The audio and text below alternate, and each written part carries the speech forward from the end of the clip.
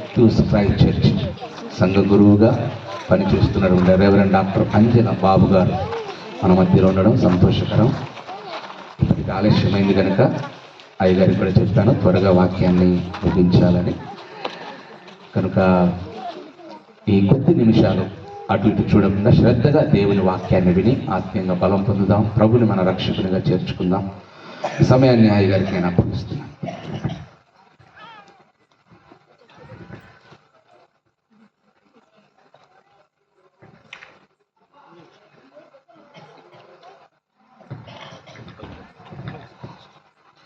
ప్రభు యేసు క్రీస్తు శ్రేష్టమైన పరిశుద్ధమైన మహోన్నతమైన నామంలో సెమీ క్రిస్మస్ అలా క్యాండిల్ సర్వీస్ చేరువచ్చిన దేవుని పిల్లలైన మీ అందరికీ యేసు క్రీస్తు నామంలో నా హృదయపూర్వకమైన వందనాలు, శుభాలు మీకు తెలియజేస్తున్నాను. అలాగే ఇక్కడికి రావడానికి ప్రధాన ఆహ్వానితులైన కారకులైన దైవజనులు రెవరెండ్ డేవిడ్ సుదర్శన్ అయ్య గారికి ప్రత్యేకమైన వందనాలు. అలాగే నన్ను పరిచయం చేసిన పాల్ బాబన్న గారికి నా వందనాలు. అలాగే ట్రైనుడు దైవజనులకు కూడా నా హృదయపూర్వక వందనాలు. ఈ సమయంలో నేను ఒక 7 మాటలు తెలియజేసి నాకు ఇవ్వబడిన సమయంలో నేను ముగిస్తాను. ఒకసారి అల్లు చెప్పే అలవాటు ఉందేమ్మా, అందుకు అడిగి చెప్తాం, కొన్ని చోట్ల ఉండదు. చెప్తాం. దేవుడు గాత్రాలు ఇచ్చింది స్తోత్రాలకు. గాత్రాలు ఎందుకు ఇచ్చాడు చెప్తాం. ఒకసారి మన గాత్రాలతో ప్రభుకు స్తోత్రం చెప్తాం. హల్లెలూయా. ప్రభు మిమ్మల్ని మీ కుటుంబాలను క్రిస్మస్ ఆశీర్వాదాలతో, ఆనందాలతో, ఆప్యాయతతో, అనురాగాలతో నింపునుగాక. క్రిస్మస్ యొక్క 7 అర్థాలు నేను తెలియజేస్తాను, జాగ్రత్త వినండి. క్రిస్మస్ అంటే ఏమిటో పరిశుద్ధ బైబిల్ గ్రంథం నుండి 7 విషయాలు నేను తెలియజేసి నా సమయాన్ని నేను ముగిస్తాను. క్రీస్తు శకం 321 సంవత్సరంలో కాన్స్టంటైన్ రాజు కాలంలో బిషప్, అలాగే గణిత శాస్త్రవేత్త, ఖగోళ శాస్త్రవేత్త 300 మంది కలిసి క్రీస్తు శకం 321 సంవత్సరంలో 6 నెలలు పరిశీలించి, పరిశోధించి, పరీక్షించి ఫలితం ఏం తెలియజేశారంటే సెయింట్ జేవియర్స్ గారి ఆధ్వర్యంలో క్రిస్మస్ జరపాలి అని 321 సంవత్సరంలో 600 మందితో పరిశీలించి, పరీక్షించి ఫలితార్థంగా క్రిస్మస్ ను నామకరణ చేయడం జరిగింది. దేవునికి స్తోత్రం కలంగాక. క్రిస్మస్ అంటే పండగ. చెప్పండి గట్టిగా చెప్పండి. పండగ. చేసుకునే వాళ్ళందరికీ పండగ, చేసుకునే వాళ్ళందరికీ కరెక్ట్. అయితే క్రీస్తు శకము 353 సంవత్సరంలో ఫస్ట్ క్రిస్మస్ ఈ భూమి మీద క్రీస్తు తర్వాత మనుషులందరూ కలిసి క్రీస్తు శకం 353 సంవత్సరంలో మొట్టమొదటి క్రిస్మస్ జరిగింది. యేసు ప్రభు ఈ భూమి మీద జన్మించినప్పుడు పరలోకము పరవశించింది, పుడము పులకరించింది, పాతాళము ప్రకంపించింది. ఎందుకంటే పరలోకము నుండి దేవదేవుడు, రాజుల రాజు, ప్రభుల ప్రభు, సర్వలోక చక్రవర్తి భూమి మీదకి రావడము చూసి పరలోకము పరవశించిపోయింది. పుడమి, భూమి, నన్ను సృజించిన దేవుని పాదము, నన్ను సృజించిన దేవుడు నా మీదికి వస్తున్నాడని పుడమి పులకరించిపోయింది. అయితే పాతాళము, అయ్యో పాతాళము యేసు ప్రభు రాకడతో, ఆయన జననముతో ఖాళీ అయిపోతుందని పాతాళము ప్రకంపించిపోయి భయపడింది. అలాంటి శుభదినము, శుభకర దినము, శుభోదయము క్రిస్మస్. చెప్తాం ఒకసారి, happy happy Christmas, happy happy Christmas. ఇట్లే ఒకసారి చెప్తాను, నాకు ఒకసారి ఉండేది నిలబడేది తక్కువ, ఒకసారి ఇట్లే గట్టిగా చెప్తున్నాను. చాలా ఊర్లకు తిరిగి కదిరి అవతల ఒక ఊరుంది, అక్కడికి వాక్యం చెప్పడానికి వెళ్ళాను. చెప్తాం అందరం హ్యాపీ హ్యాపీ క్రిస్మస్ అంటుండగానే సౌండ్ మారిపోయింది. ఎర్రి ఎర్రి క్రిస్మస్ అన్నారు కొద్దిమంది ఎవరు. ఎందుకంటే అప్పటికే టైం ఎక్కువైపోయింది. అది వీళ్ళకు కూడా ఏమొచ్చింది కనుక మీరు ఎర్రి రాకముందే మెర్రీలోనే మెర్సిగా నా వాక్యాన్ని ముగిస్తా. దేవునికి స్తోత్రం కలుగును గాక.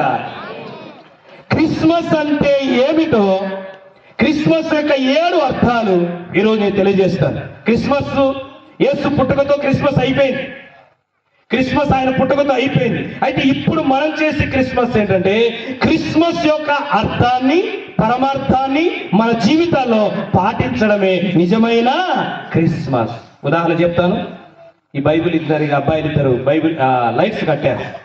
వాళ్ళు ఎందుకు కట్టారు లైట్ అంటే స్టేజికి అలాగనే బ్యానర్కు ఉన్నవారికి కింద ఉన్నవారికి బాగా కనబడాలని ఉద్దేశముతో ఆ లైట్ కట్టారు. కానీ కట్టిన తర్వాత అవి వెలకపోతే ఎవరు బాధపడతారు? కట్టిన వాళ్ళు ఎంతనా కానీ. ఇంతమంది రెడీ వచ్చి ఇడ కూర్చొని వాక్యం చెప్తుంటే మేము కనపడకపోతే మాకు బాధ కాదా? అంటే ఇద్దరు బాధపడతారు. లైట్ కట్టిన వాళ్ళు బాధపడతారు, లైట్ కొరకు ఎదురు చూసిన వాళ్ళు బాధపడితే ఎందుకు యేసు ప్రభు ఈ భూమి మీద పుట్టాడో ఆ ఉద్దేశం, ఆ సదుద్దేశము మన జీవితాల్లో నెరవేర్పు జరగకపోతే నజరేయుడు కూడా ఏమవుతాడు? చెప్పాలి గట్టిగా, ఏమవుతాడు? బాధపడతాడు. కనుక క్రిస్మస్ యొక్క అర్థము, పరమార్థము ఒక 7 మాటలు నేను తెలియజేసి నేను ముగిస్తాను. మొట్టమొదటిగా క్రిస్మస్ అంటే ఏమిటంటే వెలిగించబడడం. చెప్పండి, క్రిస్మస్ అంటే అర్థము? లూకాసు వార్త 2:9 ఎప్పుడైతే గొర్రెల కాపరి దగ్గరికి దూత వస్తానే అక్కడ దేవుని మహిమ వారి చుట్టూ ప్రకాశించెను, ప్రజ్వలించెను. క్రిస్మస్ అంటే వెలిగించబడడం. ఏంటి? లైట్లు కాదు, మనం వెలిగించబడడం. అందుకే థామస్ ఆల్వా ఎడిసన్, హల్వా తెలుసు కానీ హల్వా తెలియదంటారా? థామస్ ఆల్వా ఎడిసన్, మనకు హల్వా తెలుసు కానీ హల్వా కూడా కొద్దిమందికి తెలుసు కానీ. థామస్ ఆల్వా ఎడిసన్ ఎవరంటే ఈ రోజు ప్రపంచంలో బల్బులు ఉన్నాయంటే ఆ బల్బు కనుక్కున్న వ్యక్తి థామస్ ఆల్వా ఎడిసన్. ఆయన ఏమన్నాడంటే నేను లోకాన్ని వెలిగించాను బల్బుతో, నన్ను నా యేసు వెలిగించాను. కొడుగడిగా చెప్పండి. మన ఇంట్లో బల్బులు వెలిగించడమే కాదు క్రిస్మస్ అంటే, మనము వెలగడమే క్రిస్మస్ అంటే. దేవునికి స్తోత్రం కలుగాక. మన జీవితాలలో, మన కుటుంబాలలో, మన బ్రతుకులో ఉన్న చీకటి, చిమ్మ చీకటి, కారు చీకటి తొలగిపోయి వెడలిపోయి మన బ్రతుకులు తేజోమయముగా వెలగడమే ఏమి? క్రిస్మస్. అందుకే దావీదు ఒక పాట పాడాడు 18వ కీర్తన, నా దీపమును అయ్యా నా ఇంట్లో దీపం అయితే వెలుగుతుంది కానీ నా ఒంట్లో దీపం అయితే ఏంటి? ఒంట్లో ఉన్న దీపం సామెతల గ్రంథం, నరుని ఆత్మ యెహోవా పెట్టిన. అందుకే మన ఇంట్లో బల్బులు వెలగడం కాదు, మనమే వెలగడమే నిజమైన క్రిస్మస్. 2001 సంవత్సరం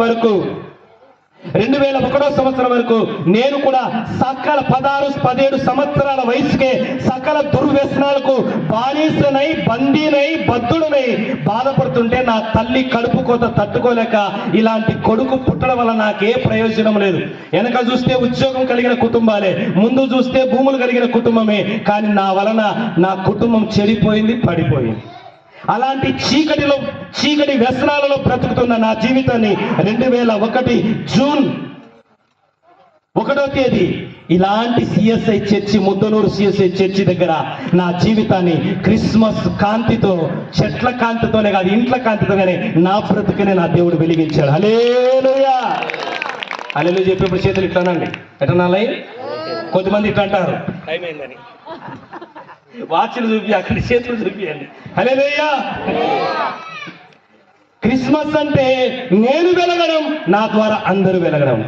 చెప్పండి, క్రిస్మస్ అంటే నేను ఎట్టయినా ఆరిపోవాలా, వాళ్ళు ఎట్టనైనా ఆరిపోయాలా?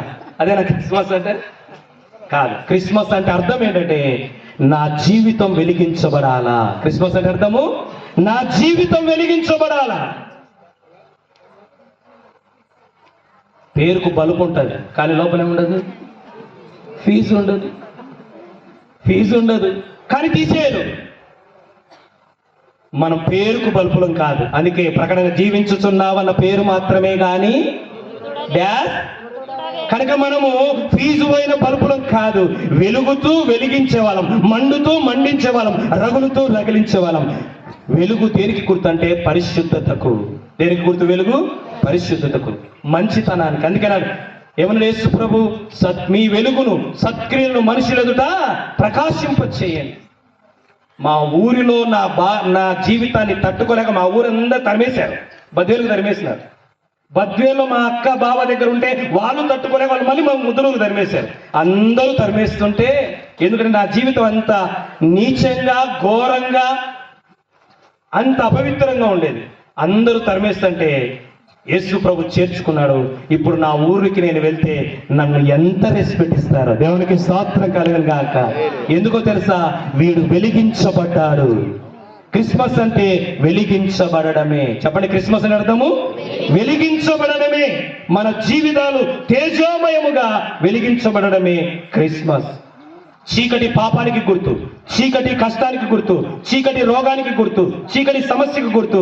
అలాంటి చీకటిలో ఉన్న మన జీవితాలు పేతురు రాసిన మొదటి పత్రిక 2వ అధ్యాయం 9వ వచనము, చీకటిలో నుండి ఆశ్చర్యకరమైన తన వెలుగులోనికి క్రీస్తు పుట్టుక మనల్ని పిలిచింది. దేవునికి స్తోత్రం కలుగాక. ఈ వెలుగులో మనం ఉండడం కాదు, క్రీస్తు వెలుగులో మనం ఉండాలా. మన వెలుగులో అనేకులు ఉండాలి. అందుకే చీకటి జీవితంలో నుండి వెలుగు జీవితంలోకి రావడమే క్రిస్మస్. ఎక్కడికి రావడం క్రిస్మస్ అంటే? చీకటి జీవితంలో నుండి వెలుగు జీవితంలోకి రావడమే క్రిస్మస్. రెండవదిగా క్రిస్మస్ అంటే రెండవ అర్థం ఏంటంటే, లూకాసు వార్త 2వ అధ్యాయం 10వ వచనం, ధైర్యము కలిగి బ్రతకడమే క్రిస్మస్. క్రిస్మస్ అంటే ఏంటి? ఎందుకంటే ఎప్పుడైతే కాపరు భయపడ్డారో వెంటనే దూతని నెవని భయపడకుడి. క్రిస్మస్ అంటే జీవితాలు వెలిగించబడడం, క్రీస్తు వెలుగుతో. అందుకే నేను లోకమునకు వెలుగై ఉన్నాను, నాలో నడుచువాడు చీకట్లో ఉన్నాడు, వాడు కూడా ఏమైపోతాడు? వెలుగైపోతాడు. రాయచోటికి కొత్తగా 2005వ సంవత్సరంలో సేవకు పోయా. తల మెరిసేవాడు రాయచోటికి పోయినప్పుడు. ఆ ఫ్లోరిన్ వాటర్కు అక్కడ పోయిన తర్వాత సేవకు 1000 వాట్స్ బల్బులో పెట్టినా కనపడేవాడిగా. ఎందుకంటే కనుక్కోరు ఇప్పుడు రాయచోటి చాలా మంది. ఎందుకంటే గాలికి దుమ్ముకు ఆ ఫ్లోరిన్ వాటర్ కట్ అయిపోయాలి. ఈ దేహము కాంతిని కోల్పోయినా ఈ ఆత్మ ప్రజ్వలిల్లుతూనే ఉండాలి. దేవునికి స్తోత్రం కలుగును గాక. అందుకే పౌలు అన్నాడు, అంతరంగ పురుషుడు దినదినము ఏం కావాలి? నూతన పరచబడాలి, వెలిగించబడాలి. మీ చర్చికి మీ ఊర్లోకి ఎంటర్ అయితేనే, ఆ ఊర్లోకి పోతుండే ఎక్కడైనా పోతుండే, ఈ ఊర్లోకి ఎంటర్ అయితేనే ఆ లైట్లో చూసి చర్చి మా 2 కూతుర్లు కొడుకుతో అలాగే పాస్టర్మతో నాతో కలిసి సేవ చేస్తున్న కోవర్కర్ ప్రకాష్తో చెప్తున్నాను, చర్చి ఎంత బాగా కట్టారు. ఎందుకంటే డిసెంబర్ 26వ తేదీ మేము కూడా దేవుని కృపను బట్టి ఒక 60 lakhsతో ఒక చర్చి, మంచి చర్చి రాయచోట్ల కట్టుకోవడానికి దేవుడు సంఘబిడ్డల ద్వారా దేవుడు సాయం చేశాడు. అందుకే చాలా మన చర్చి కంటే బాగుందని మేము చెప్పుకుంటూ వచ్చాం. దేవునికి స్తోత్రం కలంగా. ఎందుకంటే మొత్తం లైటింగ్ వేశారు. ఇక్కడ ఉన్న లైట్లన్నిటికంటే మీ జీవితమే లైట్గా మారునుగాక. రెండవది, చదువుతున్న వాళ్ళు చదువులో వెలగాలి, ఉద్యోగం చేస్తున్నవారు ఉద్యోగంలో వెలగాలి, పని చేస్తున్నవారు పనిలో వెలగాలి. నువ్వు ఎక్కడుంటే అక్కడ నువ్వు వెలుగుతూ అనేకులను వెలిగించదు గాక. రెండవదిగా క్రిస్మస్ అంటే ఏమన్నాం? ధైర్యము కలిగి జీవించడమే క్రిస్మస్. ఎప్పుడైతే కాపర్లు దలుసుకున్నారో, భయపడ్డారో, వెంటనే దూతనింది భయపడకుడి. హెబ్రీ పత్రిక 2వ అధ్యాయం చదవదులేండి, 9-10 వచనాల్లో, మరణ భయములో బందీలైన మానవుని విడిపించడానికి ఆయన ఈ లోకానికి వచ్చాడు. భయము నుండి విడిపించడం విడి ధైర్యము కలిగి బ్రతకడమే క్రిస్మస్ అంటే. జాగ్రత్త వినండి. ధైర్యవంతుడు ఒకసారి చనిపోతాడు, పిరికివాడు రోజు చనిపోతాడు. యేసు ప్రభు ఈ లోకానికి వచ్చింది మనలో ఉన్న మరణ భయాన్ని, భవిష్యత్తు భయాన్ని, జీవిత భయాన్ని, కుటుంబ భయాన్ని తొలగించి ధైర్యాన్ని ఇవ్వడానికి. ఈ మధ్య మా చర్చి, నేను రాయచోటి సరౌండింగ్ లో సేవకు వెళ్తుంటాను. ఒక 6 మంది కోవర్కర్స్ ఉన్నారు, నాతో కలిసి సేవ చేసేవాళ్ళు. మా దగ్గర రక్షణ పొంది బాప్తిస్తం పొంది వాళ్ళని కూడా సేవకులుగా తయారు చేసాం. వాళ్ళు కూడా సేవ చేస్తున్నారు. ఇక్కడ కింద కూర్చున్నారు చూడు, ఆయన పాస్టరే, కథ మీతో పాటు అది కూర్చొని తెలియదు ఎవరికి. ఆయన కూడా సేవ చేస్తున్నాడు, ప్రకాష్ పాల్. అది కామన్ పర్సన్గా అందరిలో కలిసిపోతుంటారు వాళ్ళు. ఒక ఇంటికి ఆమె హాస్పిటల్ ఉంది. మధ్యరాత్రి 11 గంటలకు ఫోన్ వచ్చింది. ఇంకో కోవర్కర్ ప్రసాద్ అని ఉన్నాడు. పాస్టర్ గారు, అన్న పలానా హాస్పిటల్ తొందరగా రావాలి, 11:30-12 అవుతుంది. దేనికి ఏమనుకోకండి, నాకు ఏమి తెలియదు, అసలు ఈ ఊరు గురించి తెలియదు, పాలన తెలియదు. సుదర్శన్ పాస్టర్ గారు తెలియదు. వచ్చిన తర్వాత నేను వచ్చే ముందే పరిచయం. దైవజనరల్గా తరబేది అవుతున్న అమ్మగారు కూడా నాకు తెలియదు. ఎవరికి తెలియదు, ఎవరి గురించి తెలియదు. నా జీవితంలో సేవలో జరిగిన విషయం చెప్తున్నాను. ఎందుకు హాస్పిటల్ పోయిందని హడావుడిగా ఆ టైంలో నేను వెళ్ళిపోయాను. ఏమైందమ్మా అంటే, జీవితంలో జీవితాన్ని, కుటుంబాన్ని తలుచుకొని భయపడి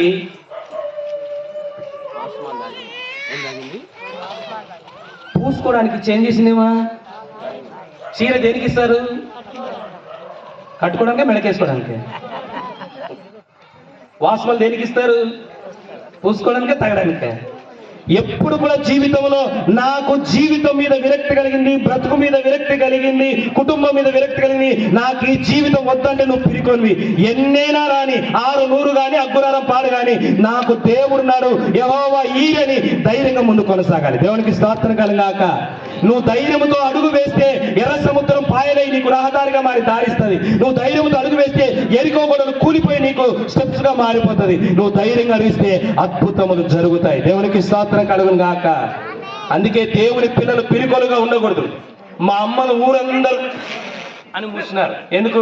ఈ చట్టం ఎందుకు అన్నావని. ఇంకా మా అమ్మ కూడా విరక్తి వచ్చింది. ఇంక వీడు మారడు అనే పరిస్థితిలో నా జీవితం అయిపోయింది. కానీ ఒక్కసారి ఒక ధైర్యం ఉంది, ఈయన దేవుడు ఏదో ఒక్క రోజు మారుస్తారన్న ఒక్క చిన్న ఇంచంత ధైర్యం ఉంది. ఆ ధైర్యము కొండ ఎంత అయింది. ఆ కొండంత ధైర్యము నా జీవితాన్ని ఒక దుర్బలుని ఒక దైవజనుడిగా దేవుడు మార్చాడు. దేవునికి స్తోత్రం కలంగాక.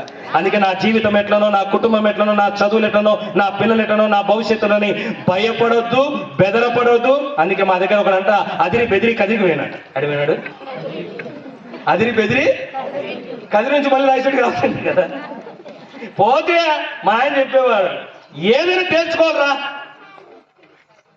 అదే జీవితం. అందుకే యోబు గ్రంథం ఉంటుంది, నరుని జీవితము యుద్ధ కాలం. చదువులతో పోరాడాలి, రోగాలతో పోరాడాలి, సమస్యలతో పోరాడాలి. అందుకే ధైర్యం ఉండాలి. యోహాను సువార్తలో యేసు ప్రభువు మాట్లాడారు, నేను లోకమును జయించి ఉన్నాను, ధైర్యము కలిగి ఉండాలి. క్రిస్మస్ అంటే ధైర్యం. దేనితోనైనా మైక్లో చెప్పాలి. అందరు దేవుని నమ్మిన వాళ్ళనే ఊర్లో, అందరు దేవుని నమ్మిన వాళ్ళే కదా. అందుకే ఎందుకంటే వేరే వాళ్ళు ఉంటే కొంచెం మైక్లో చెప్పకూడదు. నేను మాసాపేటలో సేవ చేస్తున్నాను. మాసాపేటలో కుడివైపు బలిజ కమ్యూనిటీ ఉంటుంది, ఎడమ వైపు ముస్లిం కమ్యూనిటీ ఉంటుంది. ఇంకెవరు ఉండరు, ఇద్దరే. ఈ పక్క బలిజ కమ్యూనిటీ, ఈ పక్క ముస్లిం కమ్యూనిటీ. మధ్యలో నేను సేవకు అడుగు పెట్టాను 2005లో.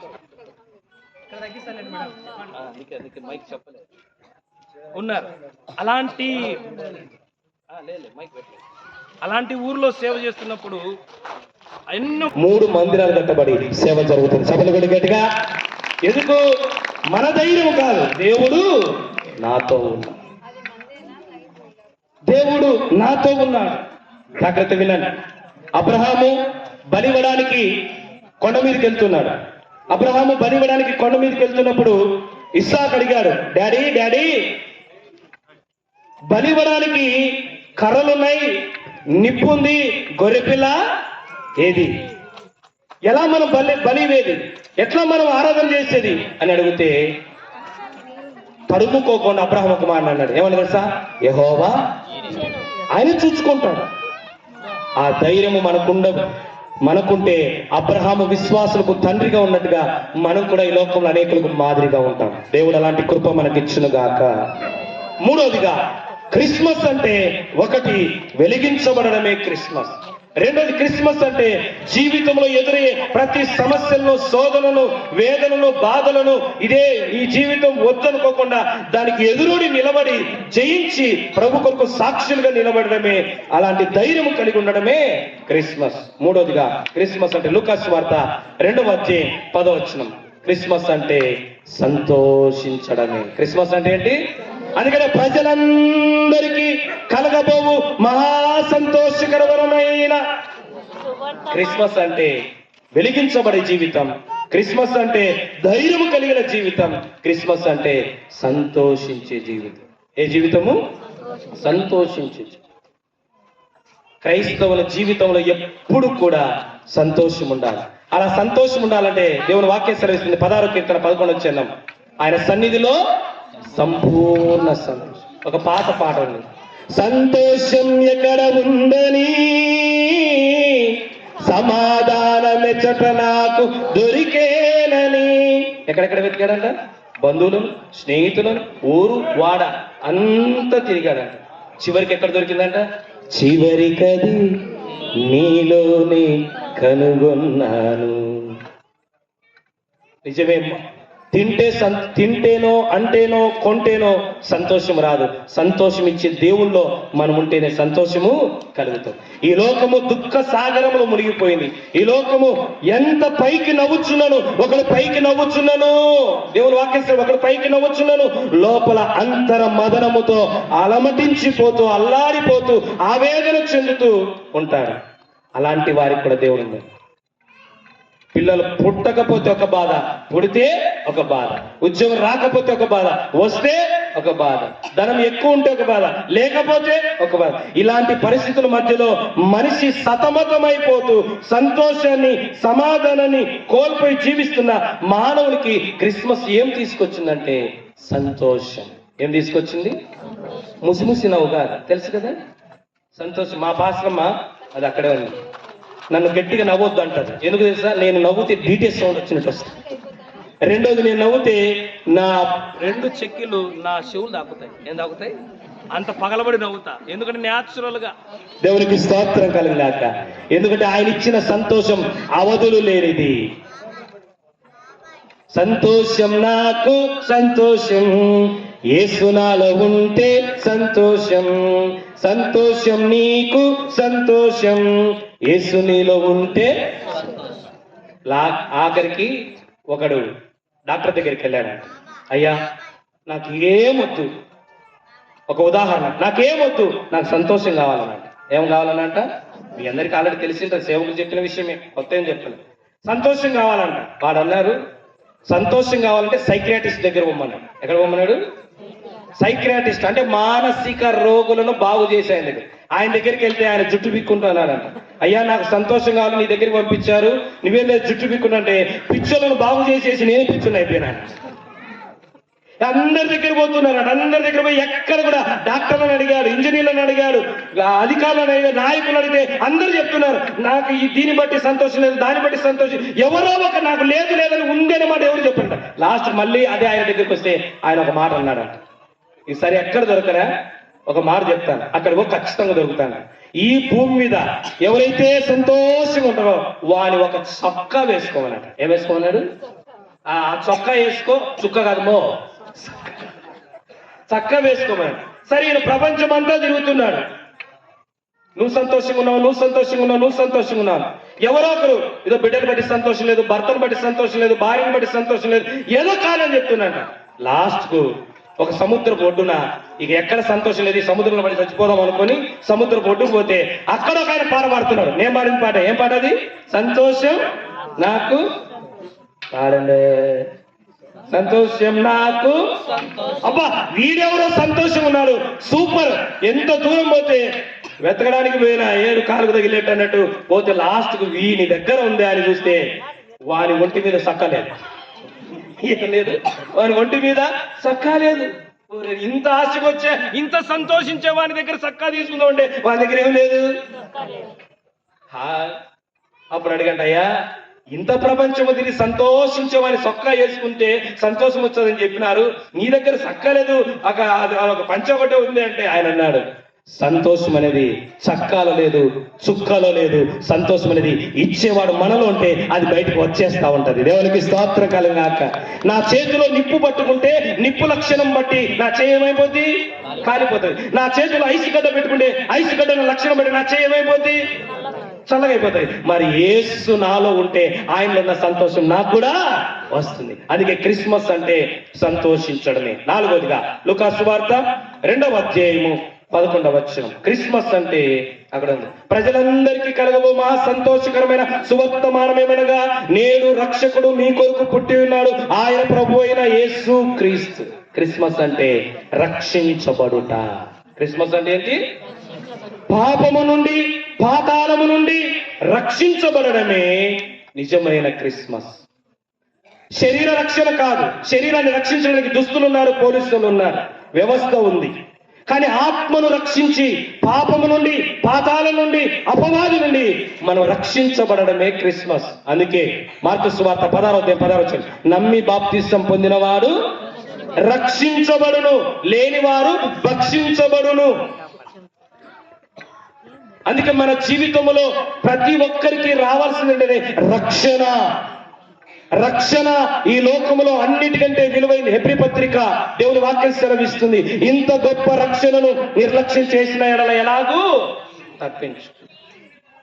అలాగే దేవుని వాక్యం సెలవిస్తుంది, నేడే రక్షణ దినం. ఎప్పుడంటే రక్షణ, మా ఊర్లో చెప్తా ఉంటారు పల్లెలలో, పాశ్రయ్య పాపకు పెళ్ళైతేనే రక్షణ పొందుతా అంటారు. పెళ్ళైతుంది, ఒక కాయ కాస్తేనే రక్షణ పొందుతాడు. మళ్ళీ ఎప్పుడు కాయ కాస్తా. ఇప్పుడన్నమ్మా అంటే ఆ పాపకు నీళ్లు పోయాలా, పాలు పోయాలా అంటే, ఇక అంత పెద్ద అయితే ఈ పాపకు కూడా పెళ్లి చేయాలి పాశ్రయ్య. ఇక ఎప్పుడు రక్షణ? వాయిదాలు వేస్తే మనకు వార్తలు పడతాయి. అందుకే ఈ లోకంలో ఏది వాయిదా వేసినా పాప క్షమాపణ, రక్షణ అనుభవాన్ని ఎప్పుడు మనము నిర్లక్ష్యం చేయకూడదు. ప్రతి ఒక్కరూ రక్షించబడానికే, యేసు ప్రభు ఈ లోకానికి రావడానికి ప్రధాన కారణము ఏమంటే మానవులు రక్షించబడాలి. యేసు అనే పేరుతో వచ్చాడు. యేసు అంటే అర్థం రక్షకుడు. మరి రక్షించడానికి వచ్చినప్పుడు మనం రక్షణ పొందడమే క్రిస్మస్. రక్షణ లేకుండా ఏ కార్యక్రమాలు చేసి ఆత్మశుద్ధి లేని ఆచారాలేలా, బండాశుద్ధి లేని పాకమేలా అన్నాడు మన వేమ. అంటే అర్థము ఆత్మశుద్ధి, ఆత్మరక్షణ లేకుండా ఎన్ని కార్యక్రమాలలో పాల్గొనినా పాలు పంచుకున్నా అది వ్యర్థం, అర్థం లేనిది, పరమార్థం చేరనిది. కనుక ఆత్మరక్షణ, పాప క్షమాపణ మన జీవితంలో రావడమే నిజమైన క్రిస్మస్. 5వది మత్తయి సువార్త 2వ అధ్యాయం 5వ వచనం. క్రిస్మస్ అంటే గుర్తింపు కలిగి జీవించడం. క్రిస్మస్ అంటే గుర్తింపు. ఏమో తెలుసా? యూదా దేశం బెత్లెహేమా, నీవు అల్పమైన దానివైనను నీలో నుండే ఆయన వచ్చు. బెత్లెహేం అనేది చాలా చిన్న ఊరు. అసలు దానిని ఎవరు పట్టించుకునేవారు కాదు, ఎవరికి లెక్కలేదు, జనాభా లెక్కలేదు. అలాంటిది ఈ రోజు ప్రపంచమంతా పర్యటిస్తూ, ప్రపంచమంతా యాత్రా స్థలముగా ఆ ప్రాంతం మారిందంటే యేసు పుట్టుకతో ఆ పల్లెకు, ఆ గ్రామానికి ఎంత ఆధిక్యత, గుర్తింపు తీసుకొచ్చారు. నిజమే, ఈరోజు మనల్ని ఎవరు గుర్తించకపోవచ్చు, ఎవరు మనం ఐడెంటిఫై చేయకపోవచ్చు, కానీ నిజంగా మన జీవితంలో ఆయన జన్మిస్తే, మన జీవితంలోకి ఆయన వస్తే మనకు ప్రభు దగ్గర, సంఘములోను, సమాజంలోను, సర్వోన్నతులైన దేవుని దగ్గర ఒక గుర్తింపు అనేది మనకు కలుగుతుంది. దేవునికి స్తోత్రం కలుగాక. 6వది క్రిస్మస్ అంటే మార్పు చెందడం. క్రిస్మస్ అంటే ఏంటి? మత్తయి సువార్త 2వ అధ్యాయం 12వ వచనం. జ్ఞానులు ఆయనను ఆరాధించి వారు వచ్చిన మార్గమునే వెళ్ళక మరి ఒక మార్గమును వెళ్ళరు. క్రిస్మస్ అంటే 6వదిగా మార్పు చెందాలి.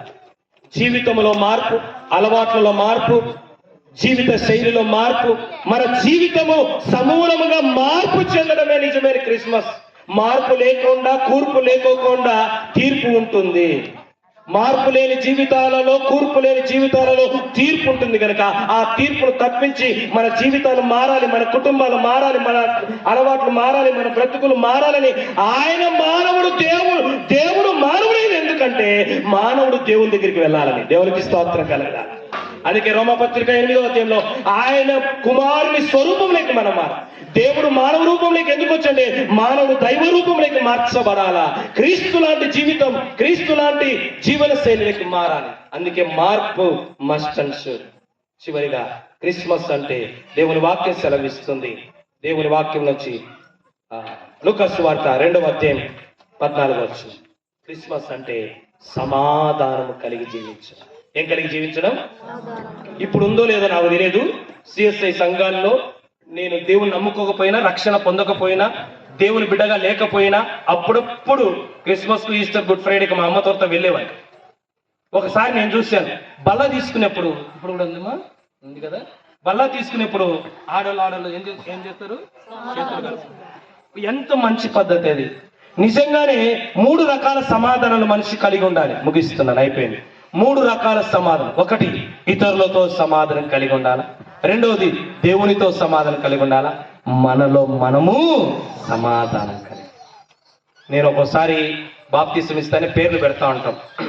ఎందుకంటే అక్కడ వేరు కొంటే కనుక బాప్తిసం పేర్లు పెడతారు. ఆ పేర్లు పెట్టినప్పుడు మర్చిపోతుంటారు. మా దగ్గర సేవ చేసే వాళ్ళు ఉంటారు, గుర్తు చేస్తుంటారు. పొరపాటున తల మీద చేయబెట్టి ఎవరైనా ఉన్నారేమో, మళ్ళా ఏం మీ గురించి కాదు, సమాధానం అంటారు, నోట్లోంచి మళ్ళీ ఆగిపోతుంది. ఎందుకు? అది కాదు కదా, అది పెట్టినా బాగుంది, అలా ఉంటే ఇంకా బాగుంటది అని. దేవునికి స్తోత్రం కలుగాక. మన జీవితంలో క్రిస్మస్ అంటే విరోధ భావం అవరోధ భావం ఉండకూడదు. విరోధ భావం అవరోధం ఉండకూడదు. దేవునికి మనకు మధ్యలో విరోధం ఉండకూడదు. పక్కన వారికి మనకు విరోధం ఉండకూడదు. మనలో మనకు కూడా విరోధం ఉండదు. తెలుసా? మొదటి యోహాను పత్రికలో మనలో మనకు విరోధం ఉన్న ఎడల మన ప్రార్థన దేవుని దగ్గరికి వెళ్ళదు. మన తోటి వారితో సమాధానం లేడేలా మత్తయి సువార్తలో మన ప్రార్థన అంగీకరించు. క్రిస్మస్ అంటే సమాధానం కలిగి బ్రతకడం. ఈరోజు క్రిస్మస్ యొక్క 7 అర్థాలు, ఆ 7 చెప్తాం. మొదటిది వెలిగించబడడమే క్రిస్మస్. రెండవది ధైర్యం కలిగి ఉండడమే క్రిస్మస్. మూడవది సంతోషం కలిగి బ్రతకడమే క్రిస్మస్. నాలుగవది రక్షణ పొందడమే క్రిస్మస్.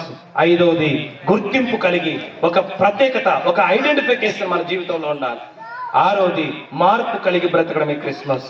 చివరిగా సమాధానం కలిగి. ఇది నిజమైన క్రిస్మస్. అందుకే ఈ 7 మన జీవితంలో కనబడాలని, వినబడాలని యేసు ప్రభు మన కొరకు పశువుల పాకలో జన్మించి, ఆయన జీవించి, ఆయన మరణించి, తిరిగి వెళ్ళిపోయి మరలా వచ్చేది. ఎందుకంటే ఈ 7 ఉన్న సుగుణాలు కలిగిన మనలను నిత్య రాజ్యములకి, నిత్య ఆనందాలకి తీసుకోవడానికి దేవుడు అలాంటి కృప మనందరికి ఇచ్చునుగాక.